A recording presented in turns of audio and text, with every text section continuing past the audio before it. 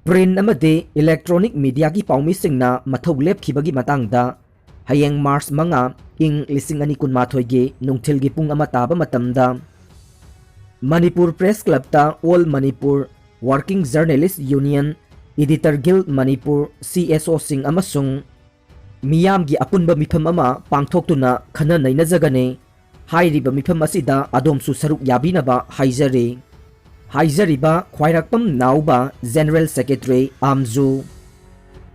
matam kuina Manipur gi mahiloisang sing COVID-19 laichatna maram oiduna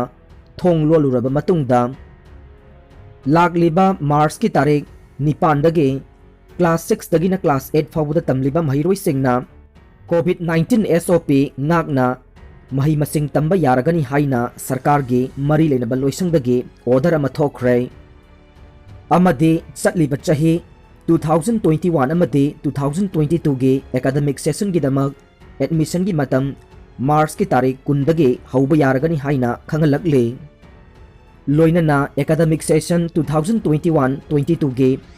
kosem amadi bosem da affiliate tawriba school singna April ki tarik manga dage kaba hauba yaragane bosem amadi kosem na lawba class 10 amadi 12 examination su May gi ahanba chayolda pangthoklagani haina order asida khanghalakle lunglila Elizabeth pu tamthina hatokhiba mihatpa rapist KCP Nandobu UNLF na sibagi charak pi kray tamthiraba miyoibagi lichat machet ama phawba yaudraba sagi wakhal chelaba rapist mihatpa KCP Nando UNLF na wayel chatharba matungda maralgi matungin na hawkhiba March ki tarik anida sibagi charak pi kray